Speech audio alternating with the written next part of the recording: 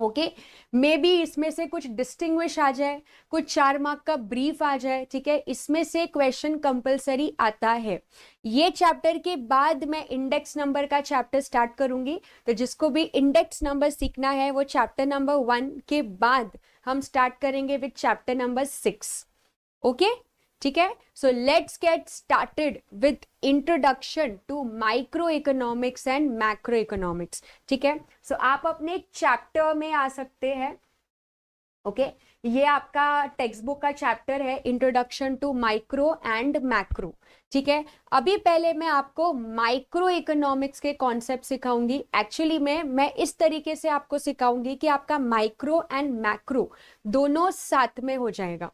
पहले आपको इसको पढ़ना कैसे है वो मैं आपको बता रही हूँ। इस चैप्टर को आपको पढ़ना कैसे है, ध्यान से समझना, ये चैप्टर आपको कैसे स्टडी करना है। ओके स्टूडेंट्स, तो देखो पहले आपको इसमें, ओके, इसके अंदर टोटल 6 आंसर्स है। कितने आंसर्स है इसमें? Total 6, there are 6 answers. Okay, अभी जैसे कि मैंने आपको बताया कि 2 कॉन्सेप्ट आपको इसमें पढ़ना है, ठीक है। एक आपको पढ़ना है माइक्रो इकोनॉमिक्स, ओके, और एक आपको पढ़ना है मैक्रो इकोनॉमिक्स। ये दोनों आपको स्टडी करना है। ओके, तो अभी माइक्रो एंड मैक्रो इकोनॉमिक्स आपको पढ़ना कैसे है? कितने लोग बहुत गलत स्ट्रैटेजी के साथ इस चैप्टर को पढ़ते हैं, इसके लिए उनको ये चैप्टर हार्ड लगता है। तो ये चैप्टर आखिर में पढ़ना कैसे है? देखो, ये दोनों ही कॉन्सेप्ट में आपको 3-3 क्वेश्चंस पढ़ने हैं। 3 क्वेश्चंस है। ओके, सबसे पहले आपको पढ़ना है फीचर्स, ओके, फिर आपको पढ़ना है स्कोप, और फिर आपको पढ़ना है इंपॉर्टेंस। तो कितने स्टूडेंट्स कैसे पढ़ते हैं कि पहले पूरा माइक्रो पढ़ लेते हैं फिर पूरा मैक्रो पढ़ लेते हैं, बट आपको ऐसे नहीं पढ़ना है। ओके, आपको कैसे पढ़ना है? पहले आपको माइक्रो और मैक्रो दोनों के फीचर्स पढ़ने हैं। ओके, फिर आपको माइक्रो और मैक्रो के स्कोप पढ़ना है, एंड देन आपको इंपॉर्टेंस पढ़ना है। इंपॉर्टेंस का क्वेश्चन इतना ज्यादा एग्जाम में नहीं आता, ज्यादा चांसेस है या तो फीचर्स आएगा, दोनों में से किसी एक का फीचर्स आपको एग्जाम में आ सकता है, या तो आपको स्कोप आएगा। मैं आपको तीनों सिखाऊंगी, लेकिन आपको मेजरली फीचर्स एंड स्कोप पढ़ना है। ओके, आई होप यहां तक आपको समझ गया होगा कि आपको आंसर कैसे पढ़ना है। पहले आपको दोनों कॉन्सेप्ट के फीचर्स पढ़ने हैं, फिर आपको दोनों के स्कोप पढ़ना है, फिर आपको दोनों का इंपॉर्टेंस पढ़ना है, ठीक है। अब ये कैसे पढ़ना है, कितने पॉइंट्स पढ़ने, इन सब का मतलब क्या होता है, ये सब मैं आपको सिखाऊंगी। ओके, सो आई होप यहां तक आपको समझा होगा कि ये चैप्टर आखिर पढ़ना कैसे है। तो अगर आपको समझ गया है तो एक थम्स अप कर दीजिए कि यस, आपको समझ रहा है कि ये चैप्टर एक्चुअली में आपको पढ़ना कैसे है, ठीक है। सो चलो, आज हम पहले स्टार्ट करने वाले हैं फीचर्स। किसके बारे में हम पढ़ने वाले हैं? फीचर्स। माइक्रो इकोनॉमिक्स और मैक्रो इकोनॉमिक्स, ये दोनों के हम क्या पढ़ने वाले हैं? फीचर्स पढ़ने वाले हैं, ठीक है। तो चलो let's get started with features. सबसे पहले हम ये समझते हैं कि माइक्रो इकोनॉमिक्स और मैक्रो इकोनॉमिक्स आखिर होता क्या है, ठीक है। पहले हम माइक्रो को समझते हैं। जब मैं माइक्रो इकोनॉमिक्स की बात करती हूं, माइक्रो इकोनॉमिक्स, ओके, तो जो ये माइक्रो है ना, ये माइक्रो जो वर्ड है ये ग्रीक वर्ड से आया है। कहां से आया है? ग्रीक वर्ड से। और ये जो ग्रीक वर्ड है, ये ग्रीक वर्ड को हम बोलते हैं मिक्रोस, MIKROS, ठीक है, मिक्रोस। अब ये मिक्रोस का मतलब क्या होता है कि जब अपन हर एक चीज को इंडिविजुअली स्टडी करते हैं। इंडिविजुअली का मतलब होता है कि इस प्रोडक्ट का प्राइस, लाइक इंडिविजुअल प्राइस, ठीक है, इंडिविजुअल कंज्यूमर, इंडिविजुअल फर्म, हर एक चीज को जब स्पेसिफिकली स्टडी किया जाता है, जैसे फॉर एग्जांपल सैमसंग कंपनी का प्रॉफिट, तो वो इंडिविजुअल फर्म हो गया, है ना, कि मैंने एक बिजनेस के प्रॉफिट के बारे में स्टडी किया, तो उसको हम क्या बोलते हैं? माइक्रो इकोनॉमिक्स, ठीक है। एक कंज्यूमर इतना प्रोडक्ट डिमांड कर रहा है, तो वो क्या हो गया? Micro economics. माइक्रो इकोनॉमिक्स का मतलब होता है जब अपन एक एक चीज को एकदम स्पेसिफिकली, माइक्रोस्कोप का काम क्या होता है, माइक्रोस्कोप डिटेल में एक एक चीज को एकदम स्पेसिफिकली क्या करता है, हम उसके बारे में रिसर्च करते हैं। सेम माइक्रो इकोनॉमिक्स होता है।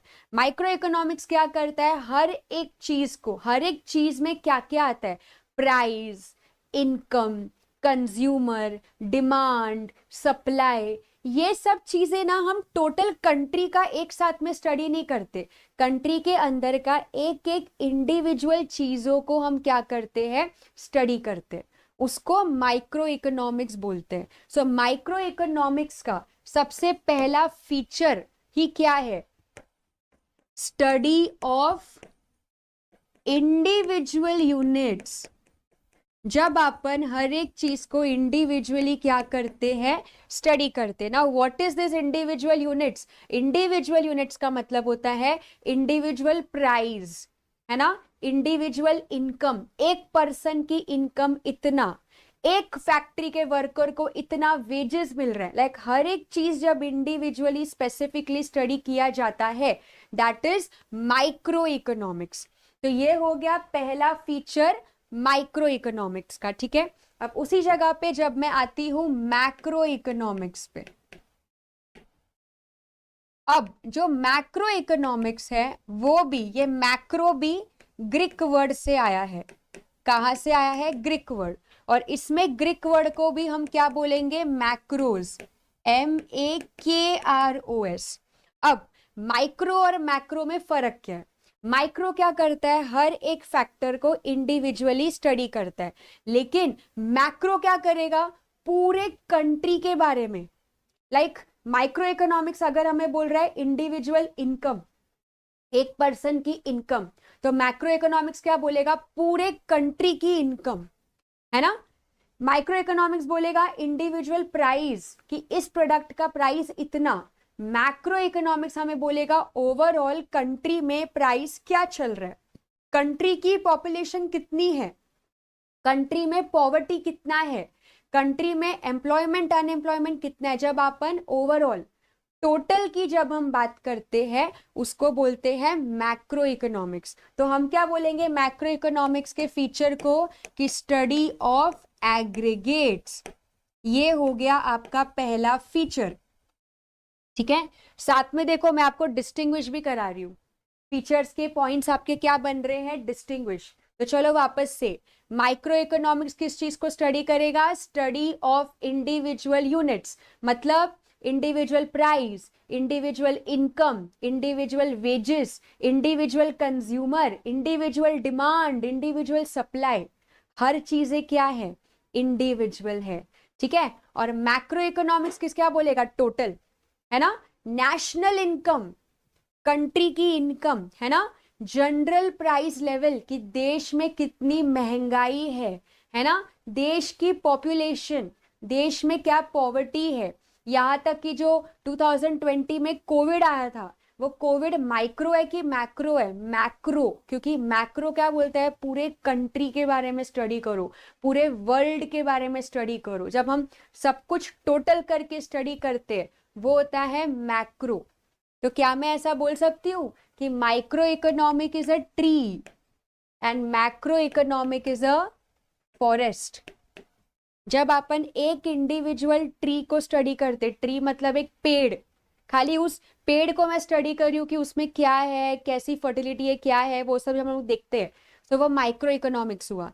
लेकिन जब हम पूरे फॉरेस्ट में सारे जितने भी पेड़ है सबको एक साथ में स्टडी कर रहे, पूरा फॉरेस्ट, तो वो क्या हो गया, मैक्रो इकोनॉमिक्स। तो पहला फीचर क्या समझ में आता है, micro is a study of individual units and macro is study of aggregates. Aggregates का मतलब होता है टोटल। ओके, आई होप यहां तक आपको पहला फीचर समझ में आ गया होगा, study of individual and study of aggregates. याद भी कर लो साथ में, है ना। तो ये दोनों के पहले फीचर्स अपने हो गए। अब हम आते हैं सेकेंड फीचर्स पे। अगर किसी को कुछ डाउट है तो आप कमेंट कर सकते हो, जिसको समझ रहा है एक थम्स अप कि यस। चलो आगे बढ़ते हैं, नेक्स्ट पॉइंट करते हैं, ठीक है। माइक्रो इकोनॉमिक्स, एक ये दोनों अब कोई एक मेथड फॉलो करते हैं, ठीक है, पहले तो हमने चलो इसका मीनिंग पढ़ लिया। अब सेकंड हम ये पढ़ेंगे कि माइक्रो और मैक्रो ना एक मेथड फॉलो करता है। अब उस मेथड को हम क्या बोलते हैं, ठीक है, मेथड। सो माइक्रो इकोनॉमिक जो मेथड फॉलो करता है उसको हम बोलते हैं स्लाइसिंग मेथड। क्या बोलोगे आप इसको? Slicing method. ओके। और मैक्रो इकोनॉमिक्स जो मेथड फॉलो करता है उसको बोलते हैं हम लंपिंग मेथड। क्या बोलोगे आप इसको? Lumping method. What is slicing? Slice क्या होता है? स्लाइस वो जूस नहीं, स्लाइसिंग मेथड का मतलब क्या होता है? लेट से आपके पास एक एप्पल है, जब आप एप्पल को स्लाइस में कट करके एक एक स्लाइस आप जब उसको कंज्यूम करते हो तो वो क्या है? माइक्रो। क्योंकि माइक्रो क्या करता है, एक साथ में आप पूरा एप्पल नहीं खा रहे हो, आप उस एप्पल को क्या कर रहे हो, एक एक छोटे छोटे टुकड़ों में डिवाइड करके उसको एनालाइज करके फिर स्टडी करते हो।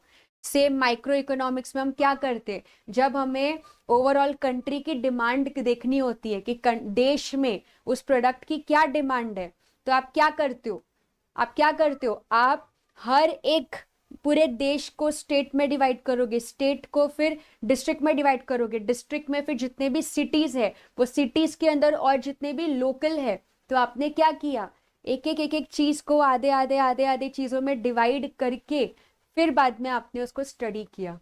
उसको स्लाइसिंग मेथड बोलते हैं। ओके। आपको टोटल देखो बच्चों, ऐसे तो 5 to 6 पॉइंट्स पढ़ोगे ना इसके काफी है, बिकॉज आएगा भी तो 4 मार्क के क्वेश्चन में ये सब आता है, तो 5 to 6 पॉइंट्स पढ़ोगे दैट इज इनफ। ठीक है। तो माइक्रो क्या फॉलो करता है? स्लाइसिंग।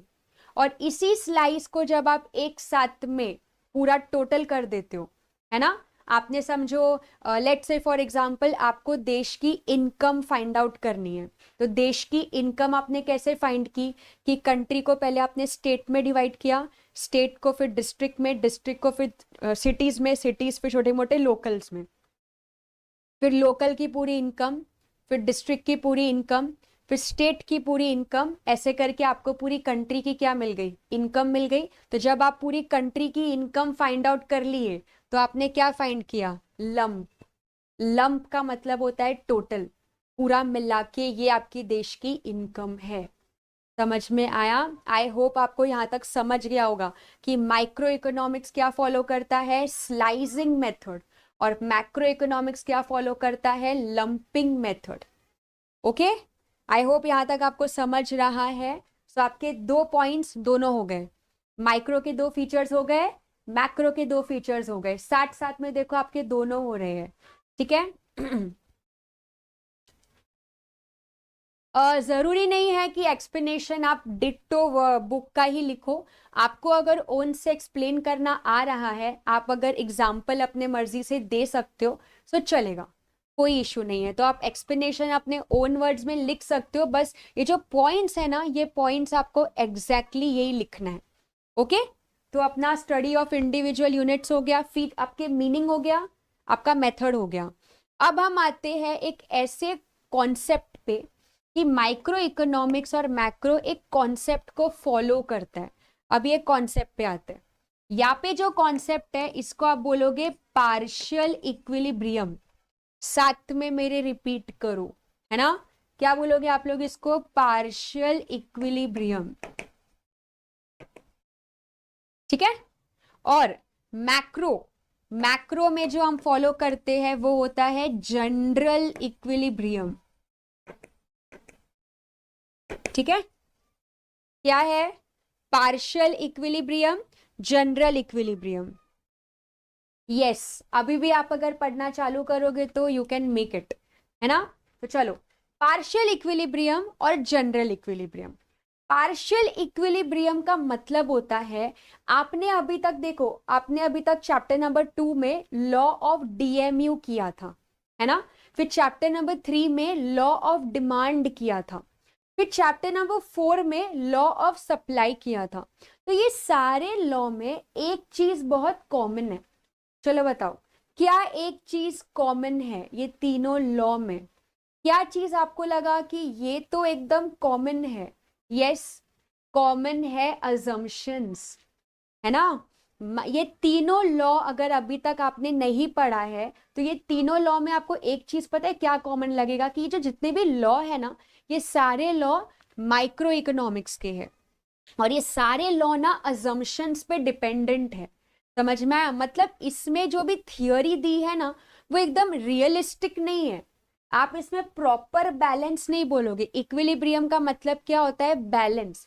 मतलब काफी पार्शियल है, कि लाइक लॉ को प्रूव करने के लिए ऐसे ही इमेजिनरी अजम्पशंस बना के रखा हुआ है। इसके लिए हम लोग उसको क्या बोलते हैं? Partial equilibrium. क्यों? क्योंकि कुछ कुछ अजम्पशंस तो आपको ऐसे लगेंगे कि यार ये तो बिल्कुल भी रियल नहीं है, ये क्या है ये, मतलब ऐसे लॉ को प्रूफ करने के लिए। मतलब इसमें ना माइक्रो इकोनॉमिक्स की जो थियोरीज होती है ना, वो आप प्रॉपर रियलिस्टिक वे में नहीं बोल सकते हो, क्योंकि उसमें बहुत सारे अजम्पशंस होते हैं, है ना। तो इसके लिए हम लोग इसको एक वर्ड दे देते हैं पार्शियल इक्विलिब्रियम। लाइक आधा अधूरा बैलेंस है, प्रॉपरली थियोरीज में बैलेंस नहीं है। लेकिन उसी जगह पे जब आप मैक्रो इकोनॉमिक्स पे आते हो, जब आपको जब मैं चैप्टर नंबर 5 के बाद चैप्टर नंबर 6 जब स्टार्ट करूंगी, तो चैप्टर नंबर 6 से लेके जो चैप्टर नंबर 10 है, वो पूरा आपका मैक्रो इकोनॉमिक्स है। 1 to 5 आपका माइक्रो है, और 6 to 10 आपका पूरा मैक्रो है। जब मैं आपको मैक्रो के कॉन्सेप्ट सिखाऊंगी, आपको लगेगा कि नहीं, हर एक चीज एक दूसरे पे डिपेंडेंट है ना। आप जब ये पढ़ोगे ना, जनरल इक्विलिब्रियम का मतलब होता है कि हर एक चीज आपको एकदम रियल लगेगी। जैसे देश की इनकम, कि देश की इनकम ऐसे कैलकुलेट की जाती है ना। जब आपको इस साल को पिछले साल से कंपेयर करना है, कि ये साल तो इतनी इनकम थी, 10 साल पहले इतनी इनकम थी, तो ये सब क्या है? ये सब आप रियलिटी में हो, ये सब आप रियल वर्ल्ड कॉन्सेप्ट्स को स्टडी कर रहे हो। उसको हम लोग क्या बोलते हैं? General equilibrium. क्या बोलोगे आप लोग उसको? General equilibrium. ओके, समझ